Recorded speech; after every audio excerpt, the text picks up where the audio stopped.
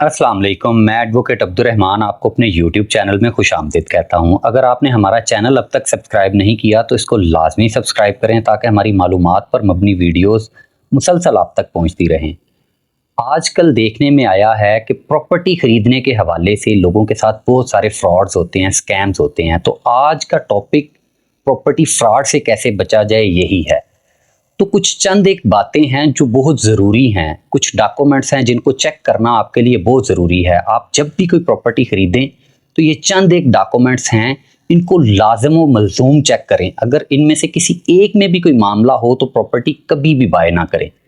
तो इन डॉक्यूमेंट्स में सबसे पहली जो चीज़ है वो है फ़र्द मलकियत, बै की फ़र्द। तो जब भी आप कोई प्रॉपर्टी खरीदने जाते हैं तो आप बेचने वाले से फ़र्द मलकियत लेते हैं, वो आपको उसकी कॉपी प्रोवाइड कर देता है। फ़र्द मलकियत को चेक करें कि आया उसमें प्रॉपर्टी का मालिक वही है या कोई और है। अगर तो प्रॉपर्टी का मालिक वही है, पटवार खाने से या कंप्यूटर सेक्शन से उसको चेक करें, उस पर कोई स्टे वगैरह तो नहीं है। अगर कोई स्टे वगैरह हो तो ऐसी प्रॉपर्टी को बिल्कुल ना खरीदें। तो पहली चीज़ थी उसकी फ़र्द मलकियत को चेक करें। उसके बाद दूसरा डॉक्यूमेंट जो बहुत ज़रूरी है जिसको चेक करना चाहिए वो है उस जगह की रजिस्ट्री, रजिस्टर्ड सेल डीड। उस रजिस्ट्री की मालिक से रजिस्ट्री की सेल डीड की फोटोकॉपी लें, उसको मुतलका ब्रांच, जिस ब्रांच में वो रजिस्टर्ड है, सब रजिस्ट्रार के ऑफिस से उस रजिस्ट्री को चेक करें कि आया वो रजिस्ट्री उसी के नाम पे है या किसी और के नाम पे ट्रांसफ़र हो चुकी है, उसमें कोई मामला तो नहीं है। अगर तो वो रजिस्टर्ड सेल डीड पे जो मालिक है वो वेरीफाई हो जाता है कि अभी तक प्रॉपर्टी उसके नाम पे है और सब रजिस्ट्रार के पास उस प्रॉपर्टी की बाबत कोई स्टे वगैरह दर्ज नहीं है, तो फिर उस प्रॉपर्टी को खरीदने की तरफ जाएं।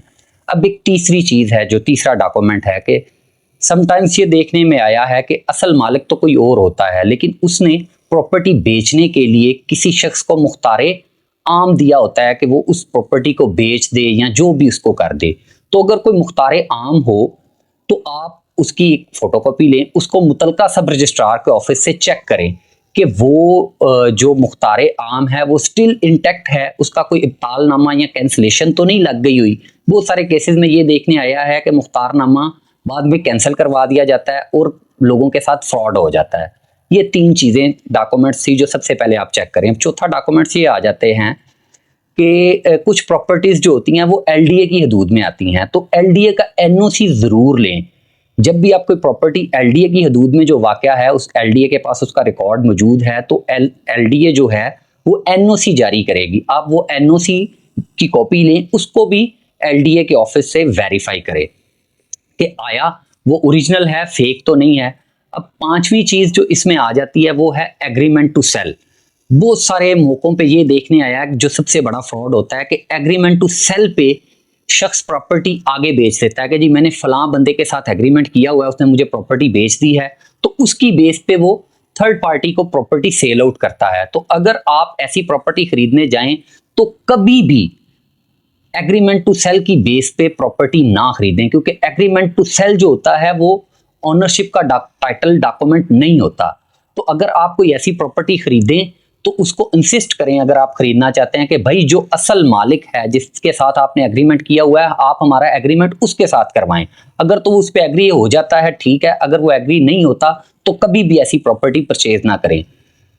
पांचवी और सबसे आखिरी और सबसे अहम जो चीज है वो है कब्जा, कि आप जो भी प्रॉपर्टी खरीदें उसका पोजेशन मौके पर चेक करें कि जो बंदा आपको प्रॉपर्टी सेल आउट कर रहा है आया उसकी पोजेशन उसी के पास है, घर मकान प्लॉट जो भी चीज है, अगर तो उसका पोजेशन उसी के पास है तो फिर आप वो प्रॉपर्टी खरीदें। अगर तो उसका पोजेशन उस शख्स के पास नहीं है, किसी थर्ड पार्टी के पास पोजेशन है, तो ऐसी प्रॉपर्टी को कभी भी परचेज ना करें, क्योंकि कल को आपके साथ फ्रॉड हो जाएगा। जो बंदा वहां पे बैठा हुआ है वो एक और डॉक्यूमेंट ले आएगा कि जी ये प्रॉपर्टी का मालिक तो मैं हूं।